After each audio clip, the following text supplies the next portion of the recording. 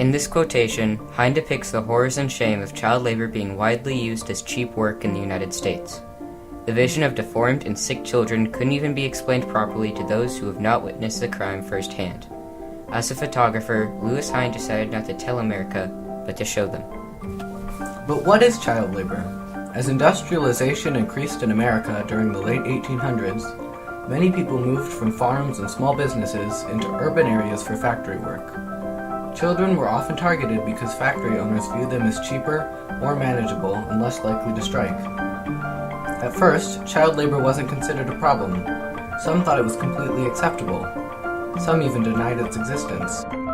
American children worked in large numbers in mines, glass factories, textile mills, farms, canneries, and many other extremely dangerous environments. Entire families came to America from, all over Europe, and they brought with them, their kids, and wages were so low, and life was so hard for them. There was really no way for them to survive unless every single member of the family worked. And that was fun for employers because they would pay children and women less. Many lost limbs, eyes, and even their lives trying to make a few cents. In their harsh and stress-filled conditions, many of the children resemble small adults. Hine's images of children stripped of their innocence continue to have a profound impact on the viewer. Louis Wicks Hine was born on September 26, 1874 in Oshkosh, Wisconsin to Douglas and Sarah Hine. His mother was a teacher and his father was a Union veteran and restaurant owner until his tragic death in 1892. Hine was forced to drop out of school at age 15 to support himself and his mother. He earned $4 a week working 13 hours a day in a furniture factory. In 1901, he used the money he collected to complete his schooling later that year. He was hired as a nature study and geography teacher at the Ethical Culture School in New York. 2 years later, in 1903, Hine was introduced to his first camera and used it as an experimental teaching tool. Inspired by his many immigrant students, Hine began to document the families arriving at Ellis Island until 1909. His work was a turning point in modern photography. His aim wasn't to document landscapes, architecture, or celebrities, but rather to document normal, run-of-the-mill people that Hine believed had a story that America needed to hear. He was not the first photographer to use pictures to change public opinion, but he was the first really, really good one.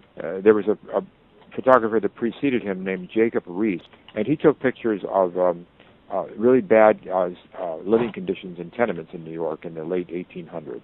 But the pictures were kind of awful to look at. The kids looked dirty, and it kind of perpetuated the stereotype that immigrants were dirty. Mr. Hine changed that. When he took his pictures, he made the children look sympathetic and like ordinary kids. In 1908, Hine took a job for the National Child Labor Committee in order to document conditions in mines and factories throughout the eastern portion of the United States. Photography, and the role Hine took as a photographer, were a turning point in educating the public on child labor. Rather than representing children as numbers in a chart or lines on a graph, Hine represented the children as actual people whom Americans could relate to. Although there were child regulations in America, many of them were in fact ignored. The earliest law regarding child labor came from Connecticut in 1813. According to Marvin Levine, it merely required that factories teach their young workers how to read, write, and add. According to the 1900 census, there are 2 million child laborers in America. If there are even any child labor laws in place, they are completely ignored by factory owners, and parents readily took their children out of school to earn money for the family. Most of these laborers were part of the hundreds of immigrants that came to America each day. Discriminating employers believed that these immigrants were unskilled. Non-native parents would hardly ever receive good jobs or substantial pay, and children were forced to support the family as well.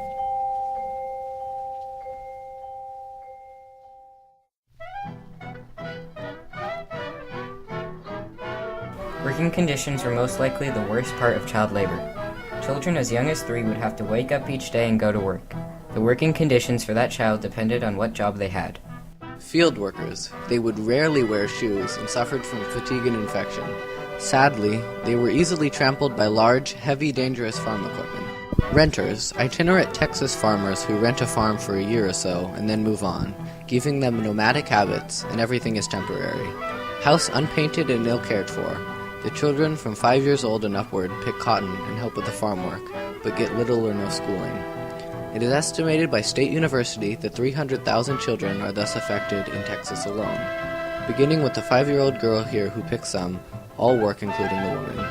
The 9-year-old girl picks 150 pounds a day. Father is in town. Farm comprises 50 acres and they get about 20 bales of cotton. As miners, boys traveled deep into the ground to gather coal. The work was physically challenging for boys this young.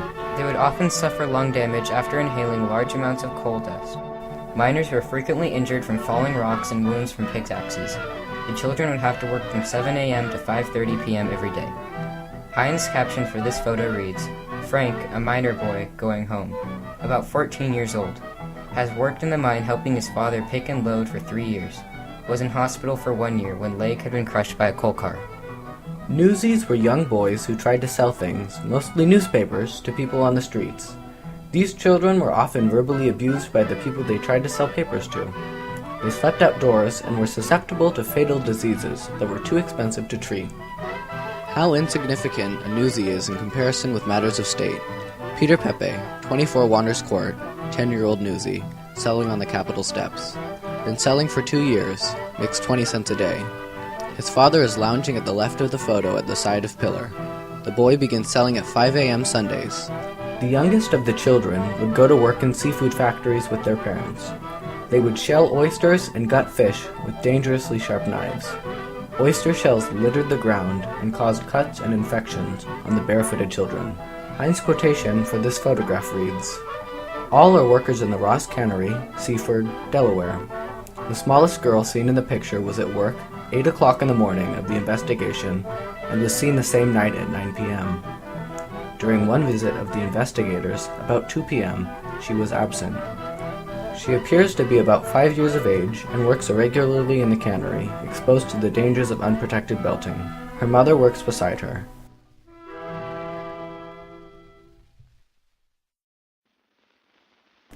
"1916 was the first year Congress successfully took action in the fight against child labor. It was in the same year that the Keaton-Owing Act was passed. It banned the sale of products from any factory, shop, or cannery that employed children under the age of 14, from any mine that employed children under the age of 16, and from any facility that had children under the age of 16 work at night for more than 8 hours a day. As it seemed, Hine's work had paid off. In 1918, however, the Supreme Court ruled that it was unconstitutional in Hammer v. Dagenhart 247, U.S. 251, because it overstepped the purpose of the government's powers to regulate interstate commerce. In 1919, another move was made to end child labor as part of the Revenue Act. Facilities with child laborers were taxed, and age and working hour restrictions were imposed.